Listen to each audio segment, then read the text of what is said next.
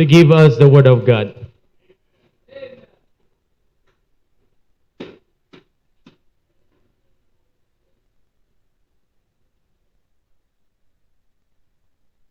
Alright, tuloy-tuloy na po tayo. I hope you're enjoying the service. Amen. Amen. Leviticus. Basahin ulit natin yung Leviticus. Binasa natin kaninang umaga yung Leviticus chapter 19.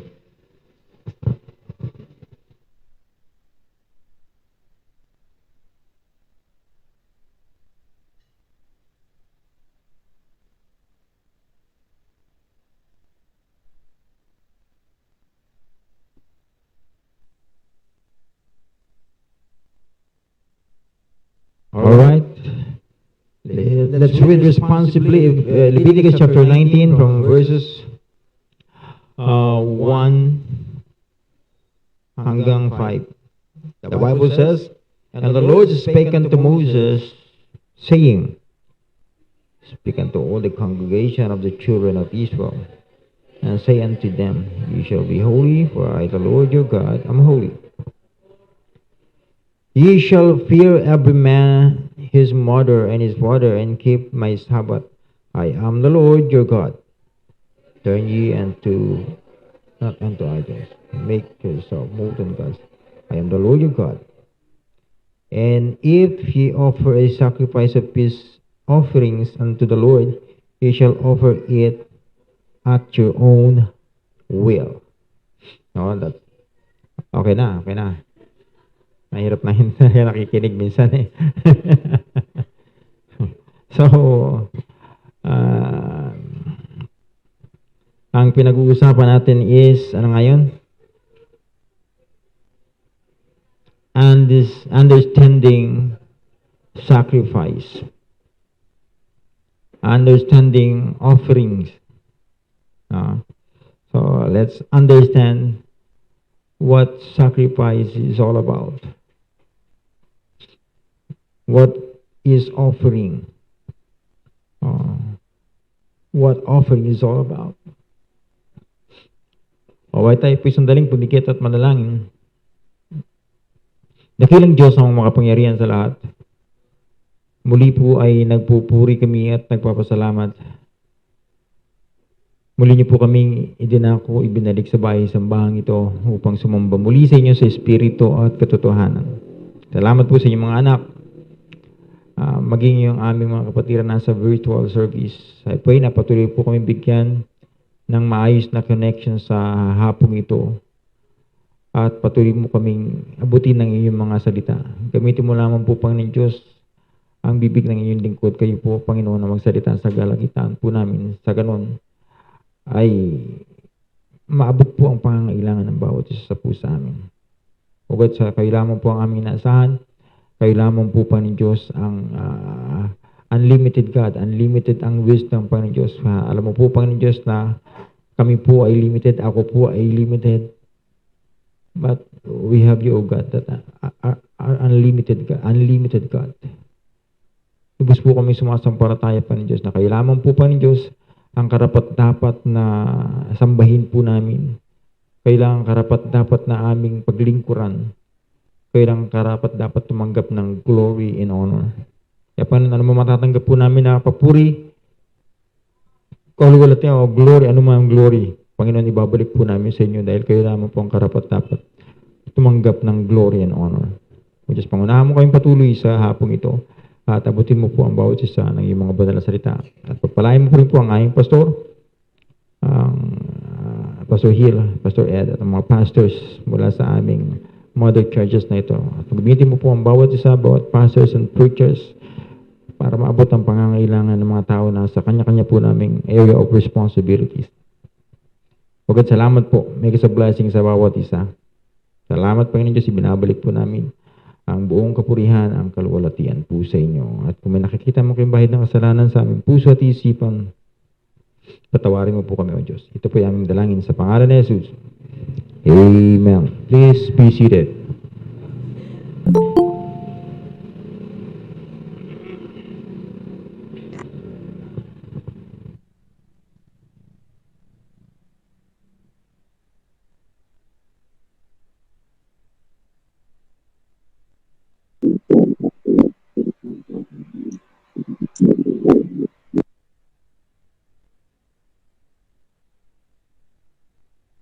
I hope we're all ready. Amen. Alright, kayo mga nandiyan sa virtual, narinig niyo pa ba ako? Yes, Pastor. Amen. Buti pa sino yun? Si Nanay Tire.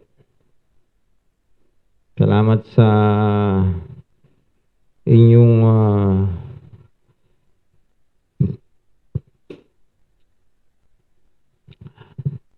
pag-tune in, no? Salamat sa inyong interest na makinig ng salita ng Diyos. Ay, nakita natin si Brother Raymond. Brother Raymond, welcome back. Parang na-traffic ka kanina, hindi ka namin nakita kaya ng umaga eh. Nakamute.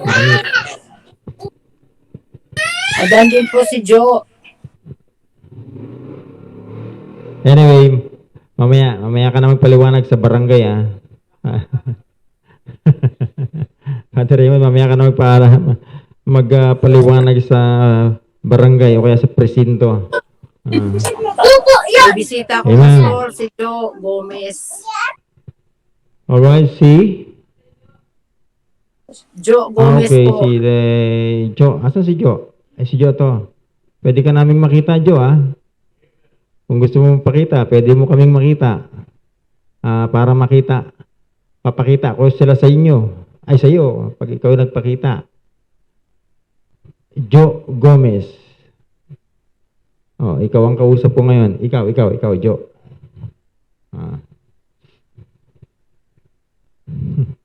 Ayaw magpakita.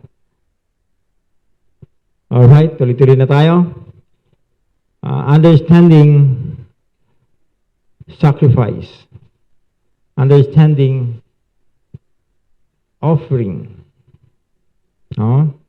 Sabi ko kaninang umaga, sacrifice demands consecration.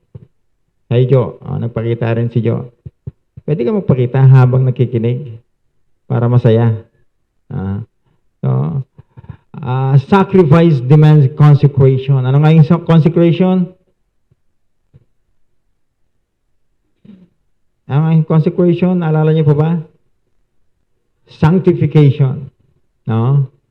Pag sinabing sanctification, set apart.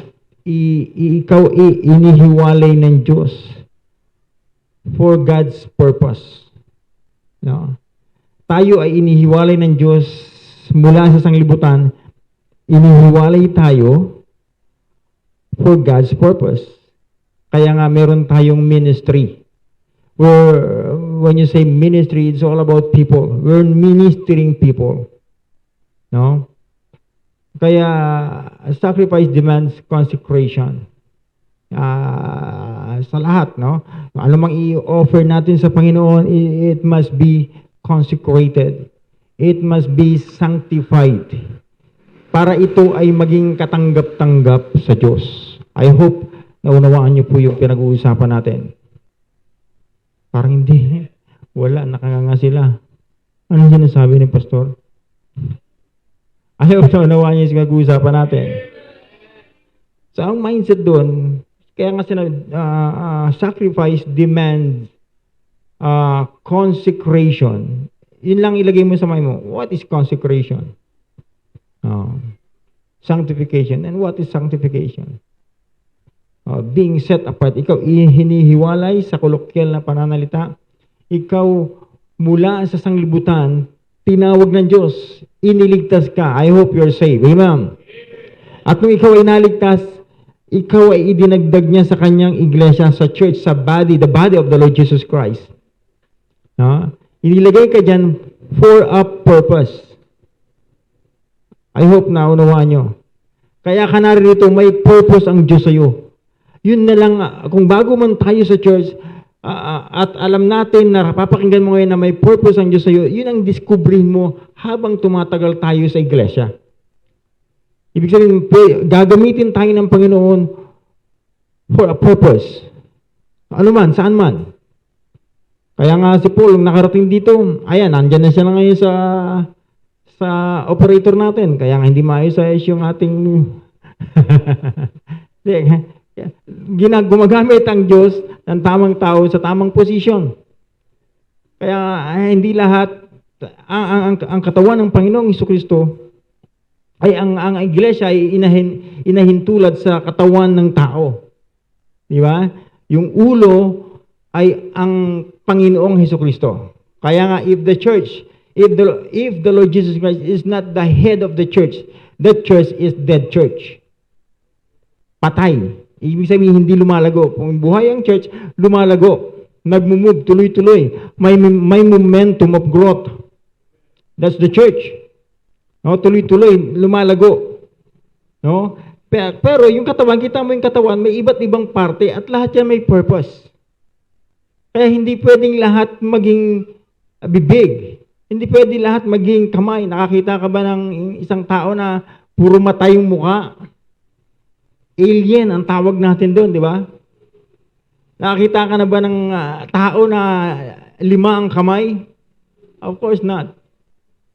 Kaya nga sabi ni Paul sa mga taga-Korinto, they're perfectly joined together. Fitly joined together. No, tayo inilagay ng Diyos sa iglesia for a purpose. Amen. I hope kayong mga tumatagal sa church na discover nyo na yung purpose nyo sa church. Amen. So, ang kailangan lang, consecration.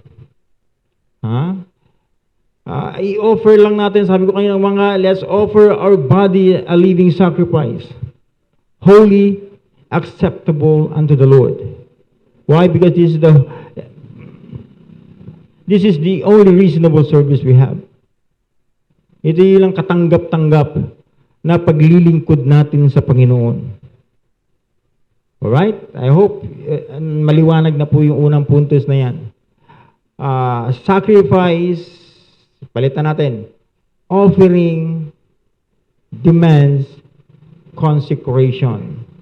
Consecration is sanctification and it means to set apart. Tayo inihiwalay ng Panginoon for a specific purpose. Amen.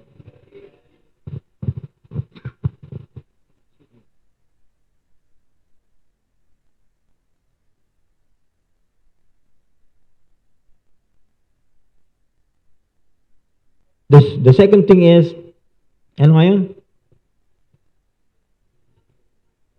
Sacrifice demands obedience.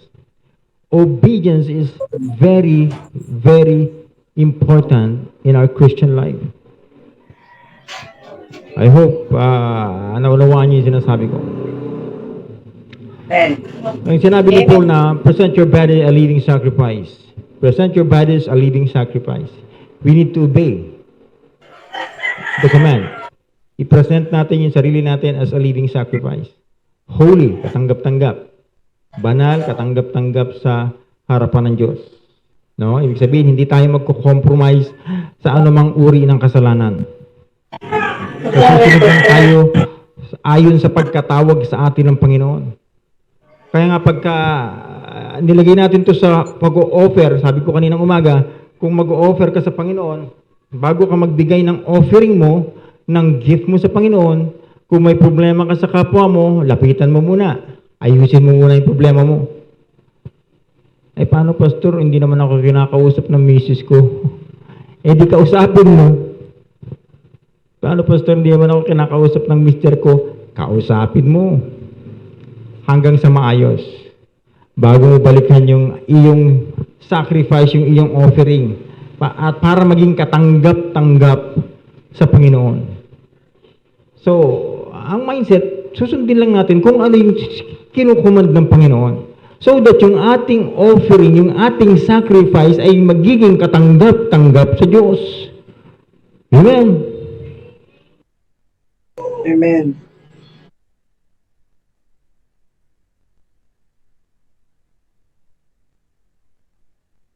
Hello. Kaya sabi ng Panginoon, God loveth a cheerful giver. Diba? Sabi niya sa 2 Corinthians chapter 9 and verse 7. Mahal ng Diyos. Minamahal ng Diyos yung masayang nagbibigay. Paano ka magiging masayang magbibigay?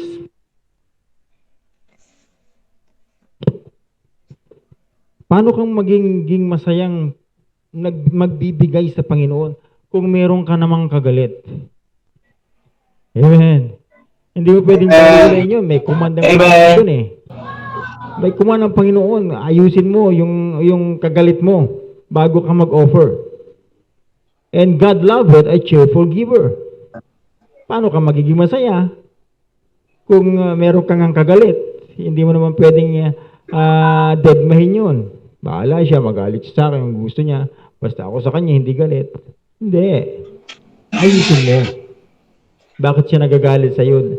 There must be a reason. No? Kaya alamin mo kung bakit. At ayusin mo. Sabi ng Panginoong Jesucristo, ayusin mo muna. Pag na-offend ka, lapitan mo. Pag naka-offend ka, ganun pa rin. No? Lumapit ka dun sa naka-offend sa'yo. I hope you're listening. Amen. At pagdating sa pagbibigay, pagdating sa pag-o-offer, huwag kang mangako sa Panginoon ng mga bagay na wala pa sa atin. Kung ano yung meron sa atin, yun ang ibigay natin sa Panginoon. Of course, iba yung pananampalataya mo. Halimbawa, nangako tayo. Ako yung nag-commit. Halimbawa na lang, Panginoon, nagpa-commit tayo ng poste.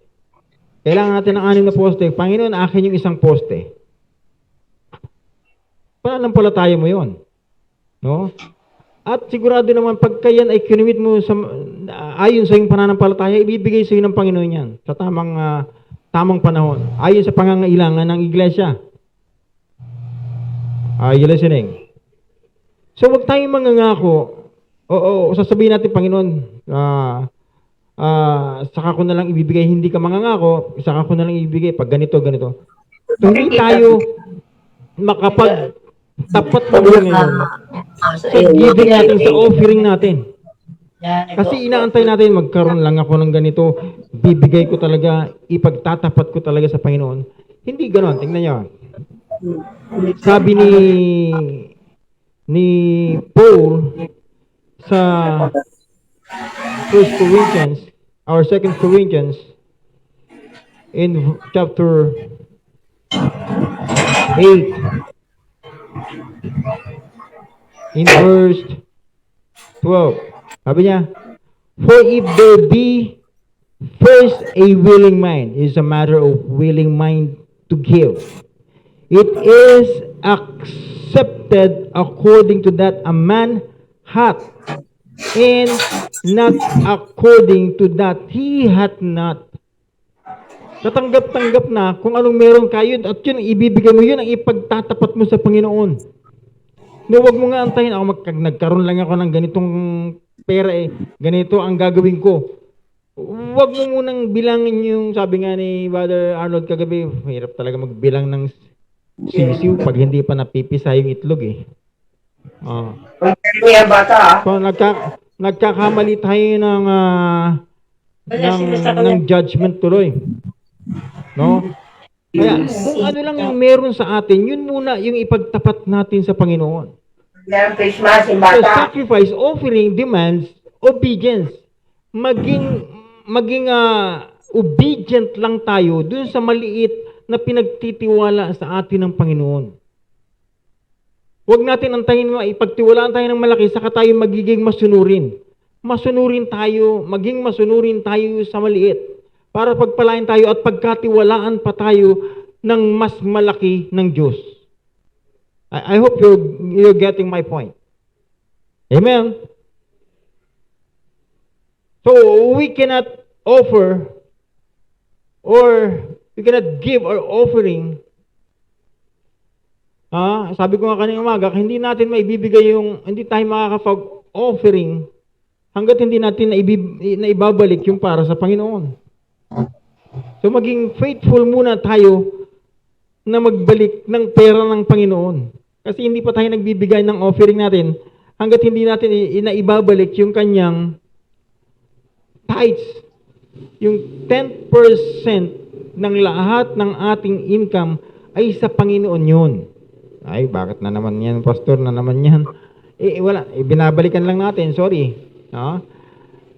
Pagka ang pinag-uusapan na, tithes and offering, maraming malungkot at ayaw itong pag-usapan. The most hated prophet in the Bible is the book of Malachi, or the prophet Malachi. I hope naniniwala kayo doon. Amen daw. No? I hope naniniwala kayo kay Malachi. Amen. Gusto naman natin pagpalain tayo eh. Kung gusto natin pagpalain tayo ng Diyos, then obey. Because sacrifice demand obedience. Amen. So maging masunurin lang muna tayo sa pagtatapat ng ating ikapo, ng tithes. Because hindi yan sa atin, sa Diyos yan. Bago tayo makakapagsakripisyo, magbigay ng ating offering. At kung paano tayo mag-o-offer, yun lang yung kung anong meron tayo. Huwag mong antayin na magkaroon ka ng ganito, ganun, bago ka magbigay. Kundi ipagtapat mo muna yung maliit na bagay na ipinagtitiwala sa atin ng Panginoon. I hope you're listening. Amen. Tingnan niyo. Sabi ni Paul in Ephesians chapter 5, this must be a challenge para tayo ay matutong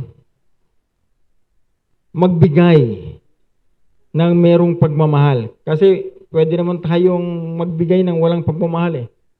Pero yung totoong nagmamahal sa Panginoon, imposibleng hindi magbigay. Tama?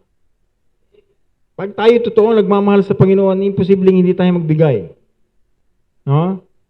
Pero merong nagbibigay na wala naman talagang pagmamahal. No? Pwedeng mangyari yon. Pero imposibleng hindi magbigay yung totoong nagmamahal. Sabi ni Ephesians chapter 5 in verse 2, and walk in love.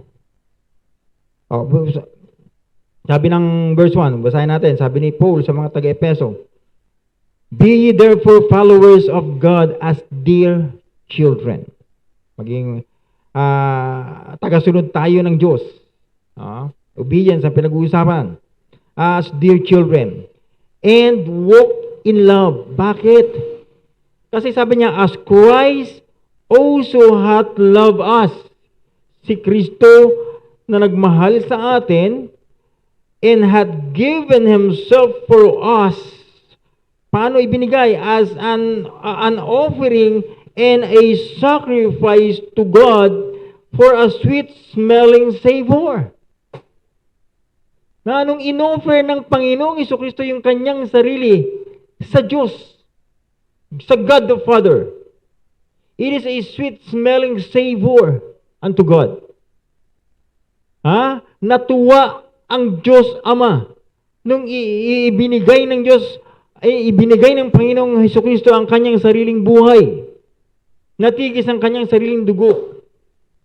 No? Because of His love towards us. But God commanded His love towards us, and that while we were yet sinners, Christ died for us. Because He loved us. Amen. He died for us.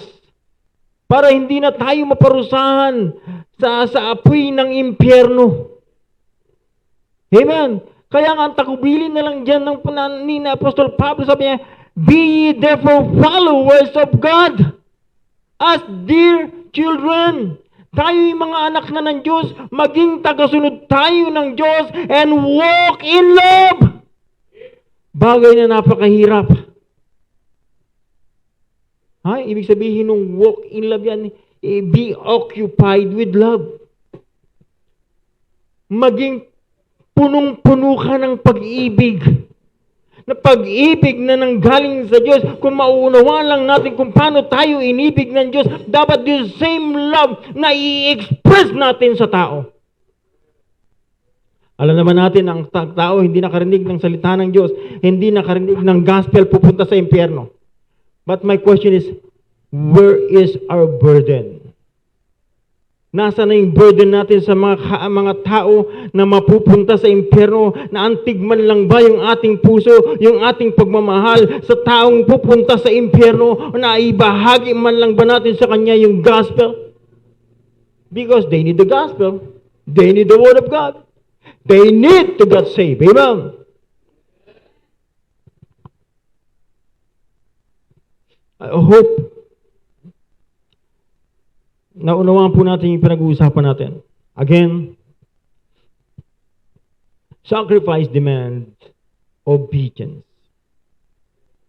Kung gusto natin maging katanggap-tanggap yung ating sacrifice, yung ating offerings sa Diyos,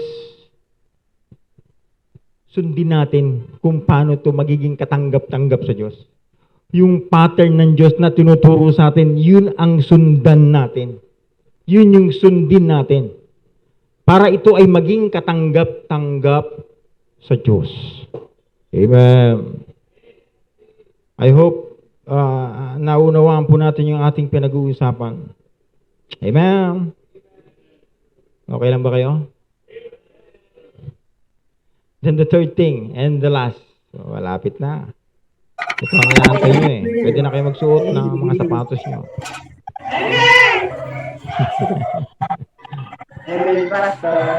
Tingnan mo mabuti. Wrong sacrifices doom to severe consequences. Okay? There's some kind of principle. The third point is wrong sacrifices destined, yun ang ibig sabihin ng doom. Destined to severe consequences. Balikan natin yung ating text in Leviticus chapter 10.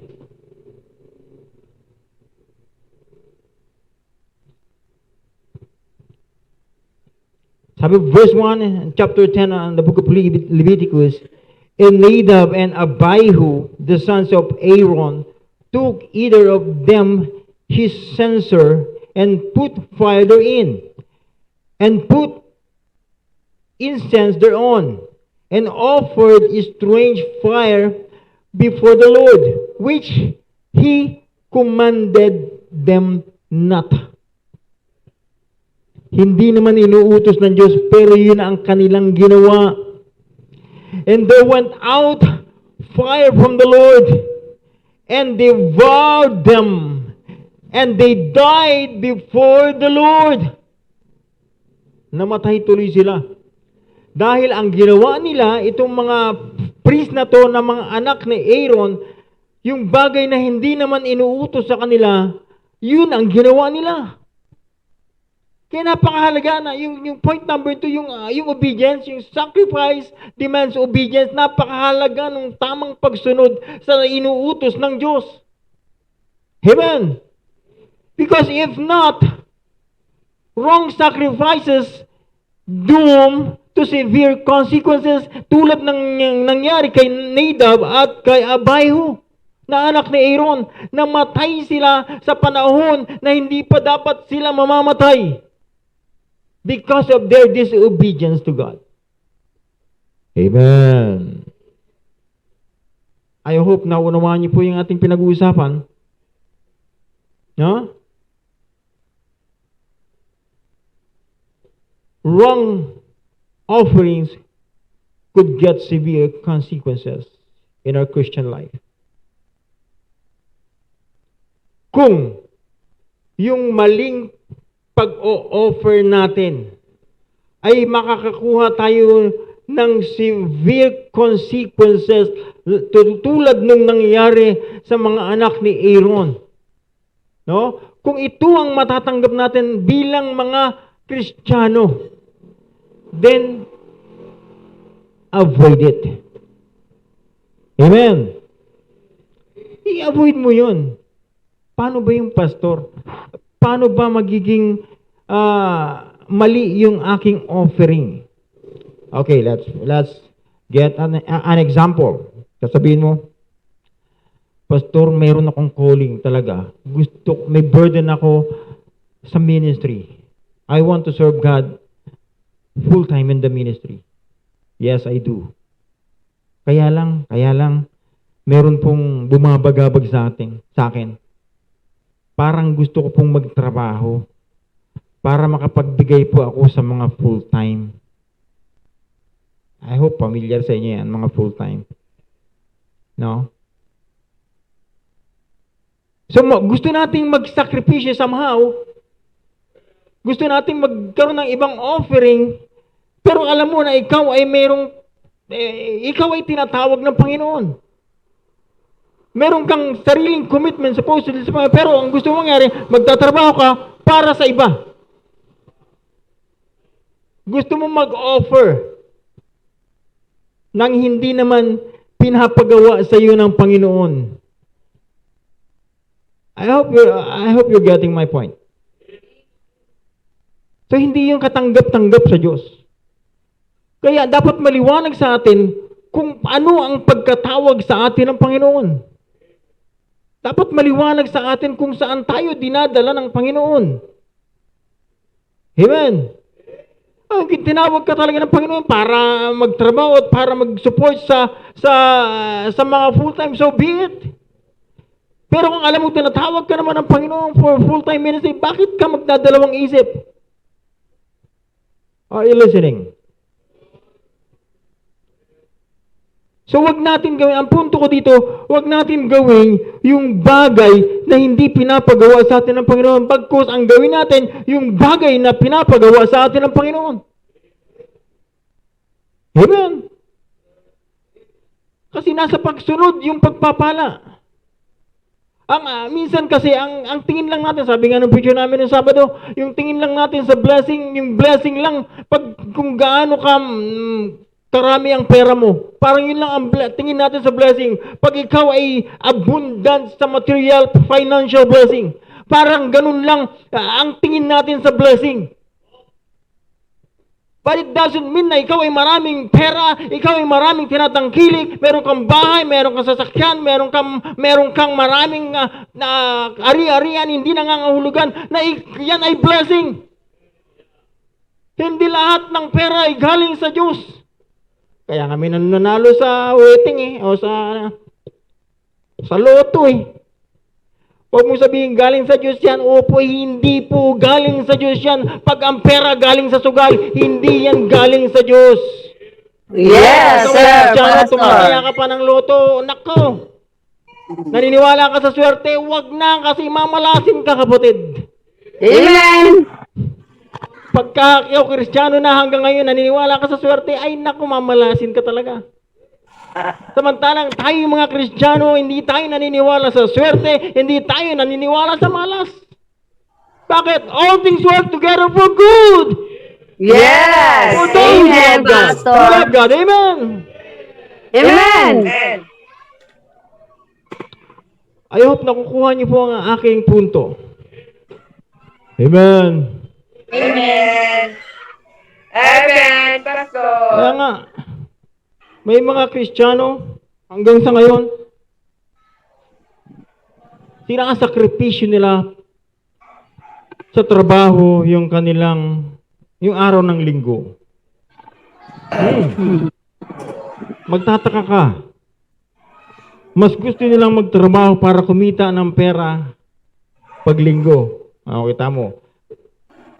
Ang ganda nga na ito nangyayari sa akin, Pastor, kahit na at least nakakapagsimba kami habang nakakapaghanap buhay. Iba sa inyo nasa trabaho. Iba sa inyo nagtitinda sa ng tindahan niya habang nagsisimba. Hindi.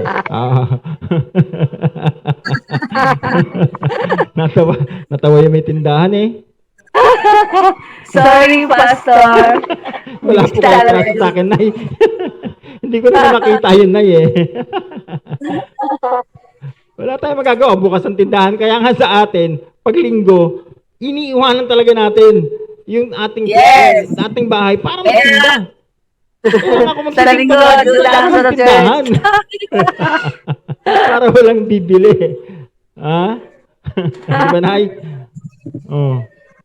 So yung iba sa atin, pinagpapalit natin yung linggo sa pagtatrabaho. Amen? Amen. Kaya overtime, kayod ng kayod.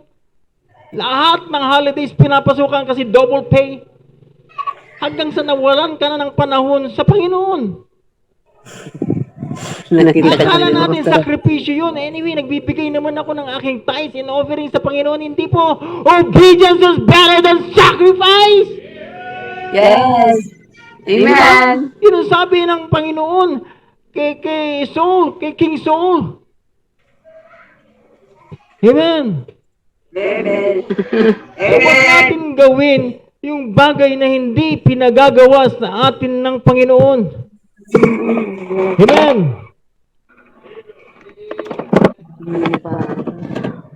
Oh, what else? Marami kang pwedeng gawing example. Ikaw, may alam mo sa sarili mo. Meron ka minsan na i-experience na bagay na meron ka naman dapat pwedeng gawin sa Panginoon pero hindi mo nagagawa dahil nasa sidetrack ka ng ibang bagay na gagawin. Amen. Amen. Na ipagpapalit mo talaga yung worship day para sa Panginoon sa isang bagay na akala natin mahalaga. Anyway, magbibigay naman ako. Anyway, may commitment ako. Kailangan ko ibigay ang aking commitment. Para magtuloy-tuloy yung construction sa church. Maganda naman sana yun. Pero alin ang mas maganda? Ito'y nagsisilbi. The third point ay nagsisilbing warning sa atin so that hindi tayo hindi tayo sumablay, hindi tayo mapunta sa severe consequences. No? Because wrong sacrifice doomed to severe consequences. Oh, yun ang dulo nun eh.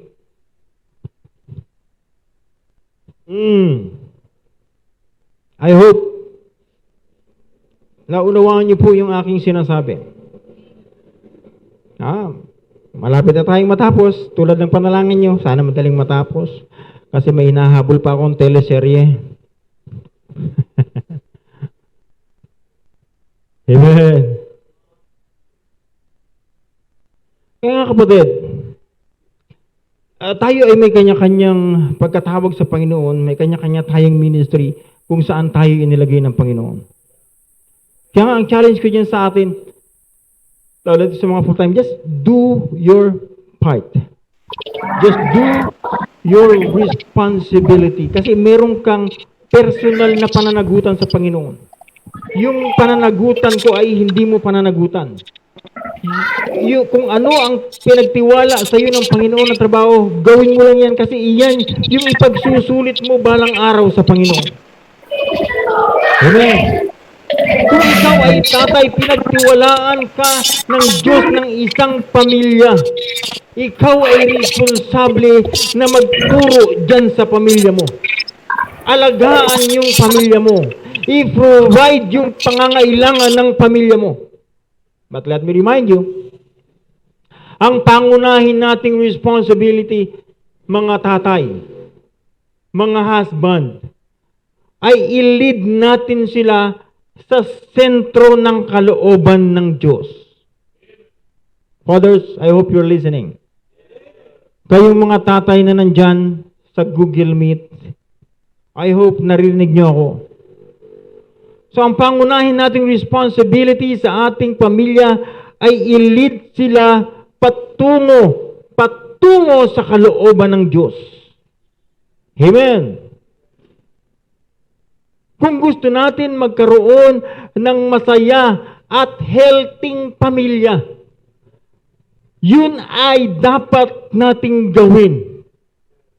Sumunod tayo sa instruction ng Diyos sa atin. Amen. Pastor, paano yung walang tatay? Ikaw nanay. Kung ikaw ay tumatayong tatay at nanay sa mga anak mo, ikaw yung responsable sa iyong mga anak para magturo. Tignan mo. Pag yung ating mga anak, hindi natin tinuruan ng kahalagahan ng pagpunta sa church, lalaki silang walang pakialam sa church. Wala. Tapos, minsan magtataka ka, hindi naman kita tinuruan ng ganyan ah. Wala naman akong tinurong ganito sa anak ko. Bakit siya lumaking pasaway? Bakit siya lumaking matigas ang ulo? Bakit siya lumaki ng palasagot? Bakit lumaking tamad? Bakit lumaking ganito, ganoon?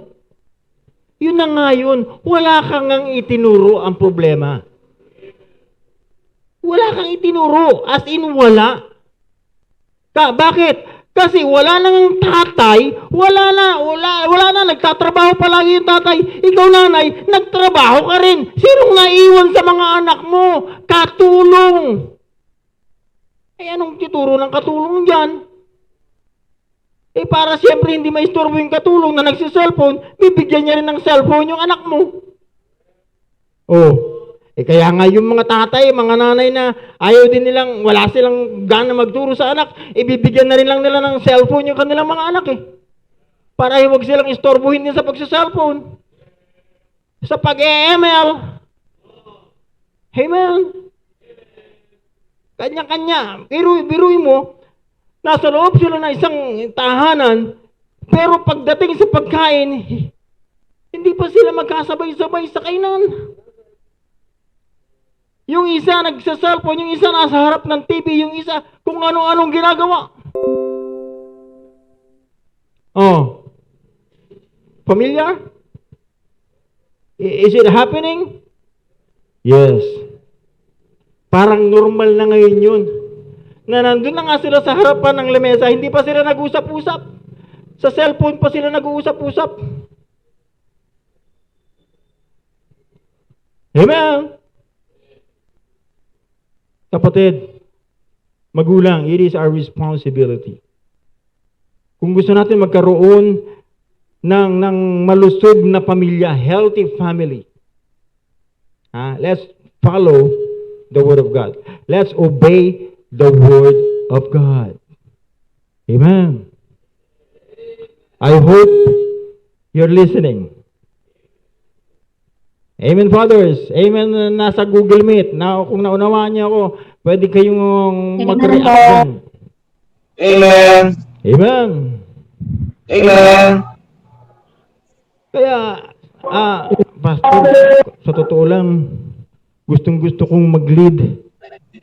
Gusto kong mag-family time. Kaya lang yung tatay namin, ayaw sumama sa amin. Ayaw kaming pangunahan.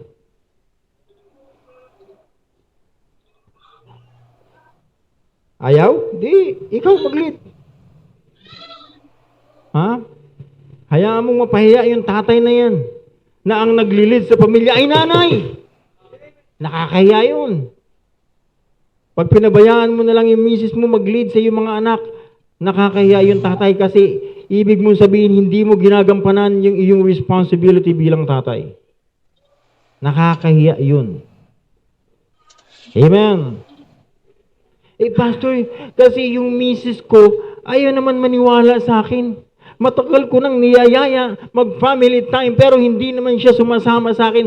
Ayaw niyang maniwala sa akin. Ang tanong ko lang, tatay, bakit hindi naniniwala sa iyo?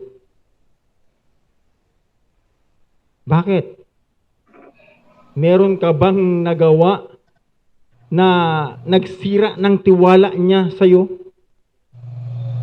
Ngayon, kung meron man, pero alam mo sa sarili mo ngayon na buhat nung nakakilala ka sa Panginoon, buhat nung nakarating ka sa church na ito, buhat nung naligtas ka, nagkaroon ka ng conviction na gusto mong ayusin yung pamilya mo, ipakita mo lang sa misis mo na yan na ayaw maniwala sa iyo. Just keep on! Kung ayaw man ng misis mo, basta yung mga anak mo, dalin mo. Lahat ng tao sa bahay, bigyan mo ng rules sa bahay na ito. Dapat sa pag-araw ng linggo, ay lahat tayo ay nasa church. Pag walang pandemic, pag walang protocol. Kung ano man ang ginagawa mo ngayon ay may service, lahat tayo makikinig ng service. Makikinig tayo ng salita ng Diyos. By all means. Amen. Hindi, wag tayo magsisettle. Nga, ayaw kasi, pastor pilitin mong maniwala sa'yo. Kumbinsihin mo na maniwala sa'yo. Kausapin mo palagi. Ayaw nga, pastor, makipag-usap Kausapin mo pa rin. Kaysa naman nasa loob kayo ng isang bahay, hindi naman kayo nag-uusap. Ang tawag doon, Cold War. Walang maingay, pero tahimik.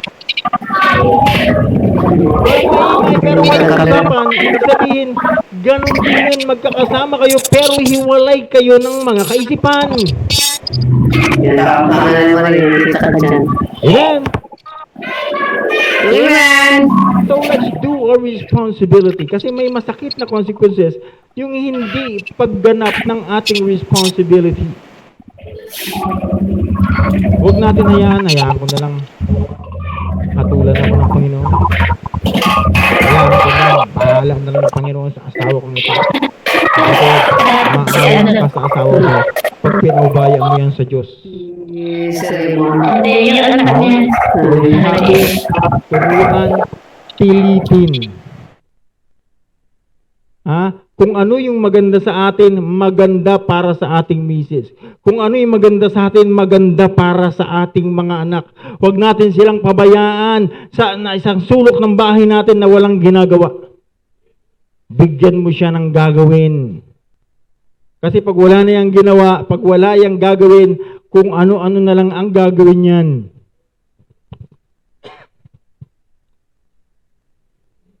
I hope naunawaan niyo po yung aking sinasabi. Huwag tayo doon. Huwag natin hayaan na tumanggap na lang tayo ng consequences ng ating kapabayaan.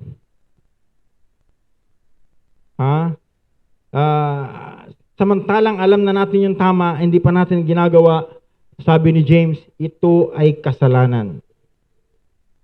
Sa nakakaalam ng tama at ito ay hindi ginawa, ito ay kasalanan. Amen. I hope maliwanag yung ating pinag-uusapan. Ang punto rito, bago tayo lumapit sa Panginoon to offer something for God, ayusin natin na-consecrate muna tayo. Mas sanctified muna tayo para maging katanggap-tanggap tayo ano mang gagawin natin sa harapan ng Diyos. Sumunod muna tayo kung ano ang programa ng Diyos. Kung simpleng family time, hindi natin masunod, paano tayo pagpapalayain ng Diyos? Mahirap ba mag-family time? Ang hirap po talaga tawagin ng aking mga anak. Mahirap ba mag-family time? Ang hirap po talaga tawagin ng aking misis. Tawagin mo pa rin. No? Ang mahirap lang dyan, pag sinabi mong wala nang pag-asa. Pag tinanggalan mo na ng pag-asa, yung bawat miyembro ng pamilya mo. No? Kaya nga sa church natin, nandito na lahat ng kailangan natin para tayo ay lumago sa ating pananampalataya. Pero pag hindi pa tayo lumago sa araw-araw nating ginagawa para sa Panginoon, ibig sabihin, may problema na talaga tayo. There's something wrong within. Huwag natin papayagan na tayo'y maging bonsai na Kristiyano. Kristiyanong hindi lumalago. Nakakita ka na ng matagal ng Kristiyano? Kasama pa natin dun sa Tagig na nagbiyahe dyan, nagsasakripisyo dyan, gumising ng maaga before para lang makarating sa Tagig. Para lang makapagsimba doon. Pero hanggang ngayon, ang problema dyan pa rin, isa pa rin. Isa pa rin. Hindi siya lumalago. Bakit? Pumupunta lang siya doon kasi may rason sa pagpunta niya ron. Nanliligaw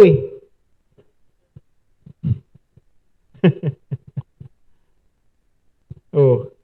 Kaya nga yung offering niya doon, hanggang ngayon, the same amount ng kanyang offering, hindi man lang nag-improve. Nakakahiya yun.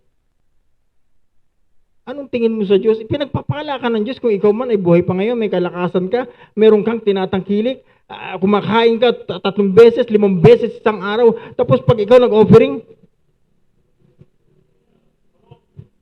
parang wala kang tinanggap sa Panginoon. Pero pag kinantsawang ka, uy, pa-Jollibee ka naman dyan. Uy, pa-Coke ka naman dyan. Uy, pamerienda ka naman dyan. Ang bilis-bilis mong bumunot. The glory to you is no longer glory to God. Sabi ko nga sa iyo, hindi yung katanggap-tanggap na offering. Hanggat hindi mo ibinabalik yung pera ng Panginoon, ginastos mo kung kani-kanino, hindi yun offering. Curse ang ini-invite mo sa buhay mo. Samantalang ay matagal ka ng Kristiyano. So sinong lugi? Hayaan mo bang makamatayan mo na lang yung ganyang klaseng pananampalataya? Ano ba talaga ang pananampalataya mo? Naniniwala ka ba talaga sa Biblia mo? Naniniwala ka ba sa Diyos natin, na Diyos din ng mga forefathers natin? Diyos ni Moses? Diyos ni David ni Solomon? Diyos ni Samson? Diyos ni Pedro? Diyos ni Paul? Naniniwala ka ba sa Diyos na yan? Eh bakit parang liit-liit pa rin ang tingin mo sa Diyos na yan? Amen. Hindi man lang nag-improve. Sayang naman. Hindi man lang kayo lumago sa ating pananampalataya. Amen.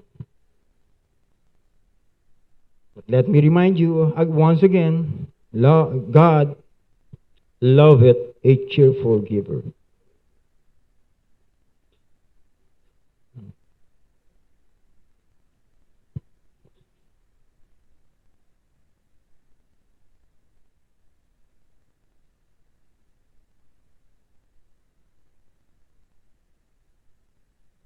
Kaya namang meron ng bagay na pinagtitiwala sa atin ng Panginoon, maging katiwala tayo, maging good steward tayo.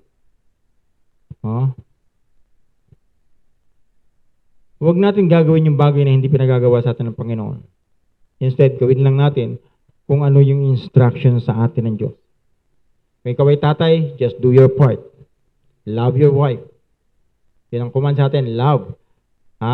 Hindi yung pag may nakita kang kapintasan, ikakwente mo sa iba. Hindi yan love. Huwag mong sisiraan yung asawa mo kasi yung kasiraan ng asawa mo, kasiraan mo. Pag may nakita kang kasiraan ng iyong asawang lalaki, sisiraan mo kung kani-kanino. Hindi yan love. Hindi yan nangangahulugan ng tunay na pag-ibig. No? Para bagang wala na kayong pag-asang magkaayos pagka yan ay pinagsabi mo yung problema niyong mag-asawa. So wag na wag mong sisiraan. Bagamat magsasabi ka lang ng totoo, hindi sabi mo, hindi naman panginira, pastor, yung pagsasabi ng totoo, di ba? Tama naman. No? Tama yon. Pero para ano?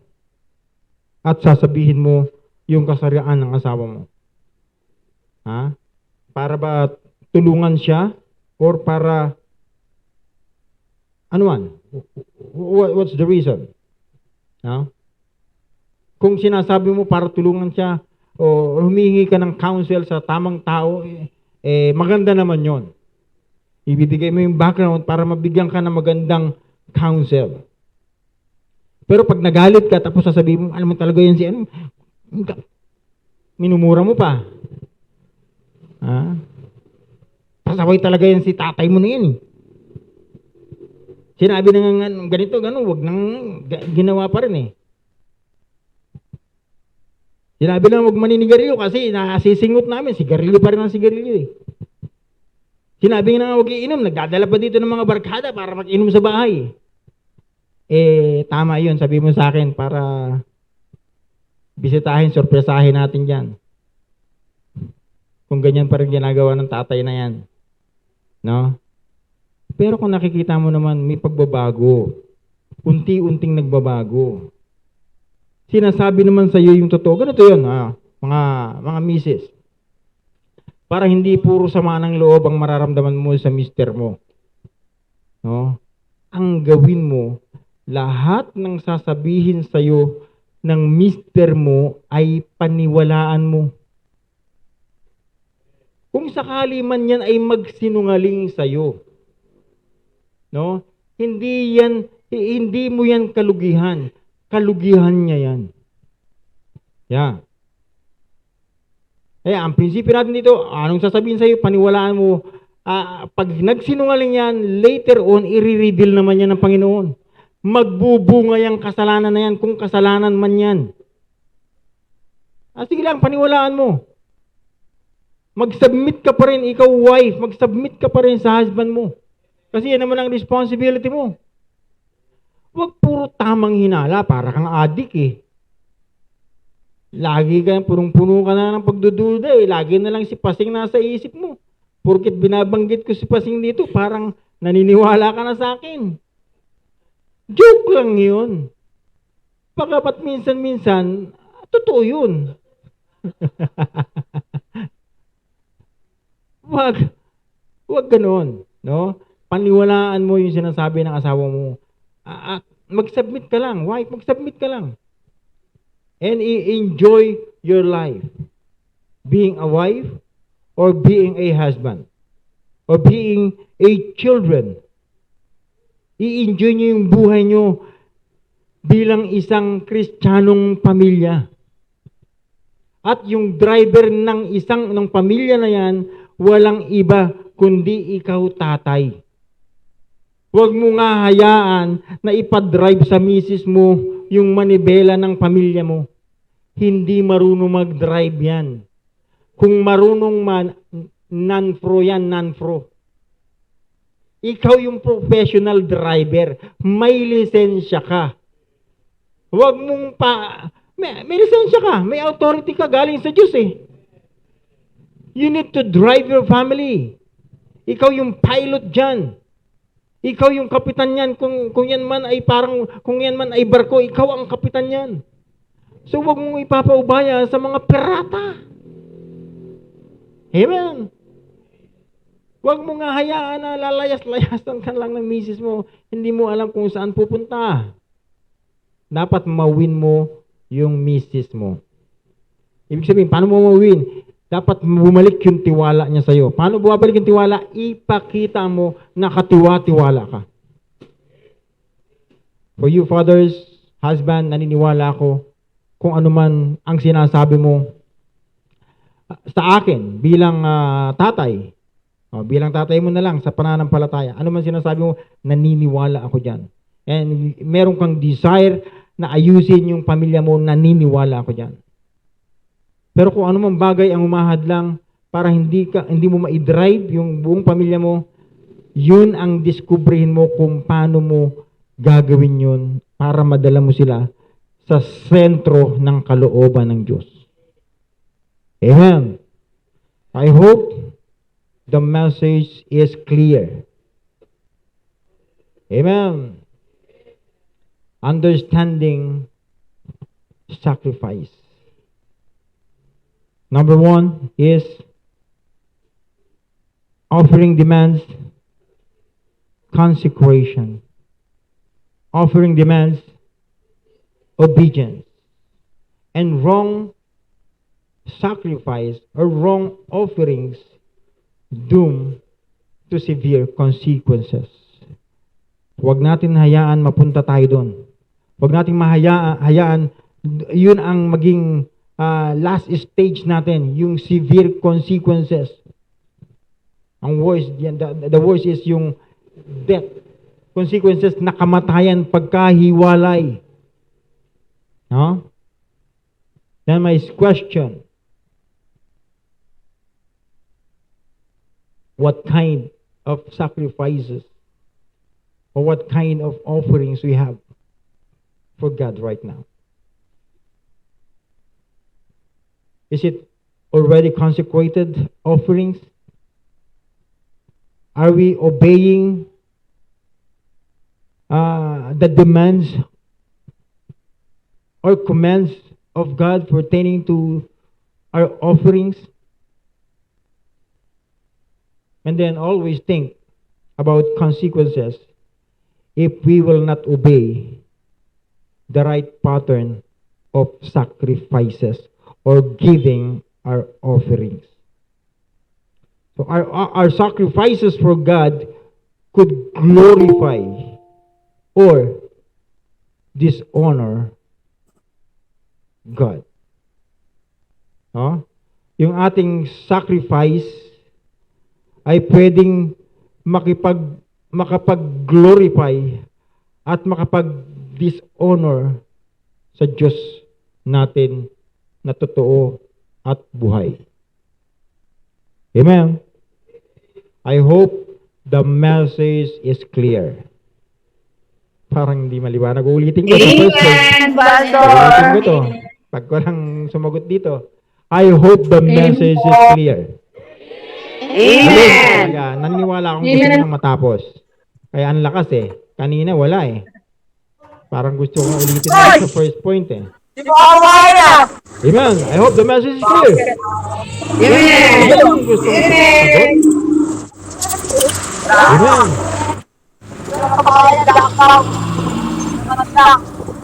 Tayong lahat ay tumayo at tayo manalangin. Dakilang Diyos naman makapangyarihan sa lahat. Muli po ay nagpupuri kami at nagpapasalamat sa natapos po naming pag-aaral ng iyong mga banal salita. Thank you so much, O God, for your word. Thank you for the message. I pray na patuloy po itong palaguin sa puso at sipan ng bawat isa po sa amin. O God, salamat po. Katapatan mo po sa buhay po namin. Pinagalit po namin ang kapurihan ng kalugatan po sa inyo. In Jesus' name I pray. Amen. Kung sa bahagi man tayo kinausap ng Panginoon sa mensaheng ito, bakit hindi tayo lumapit sa Panginoon? At makipag-usap tayo sa Panginoon. Let's bring our family. And let's talk to God. Makipag-usap tayo sa Panginoon. Okay, may nga nandyan sa Google Meet. Go ahead. Get your wife, get your children, and lead them to pray, to prayer. Manalangin kayo. Manalangin tayo. Ilapit natin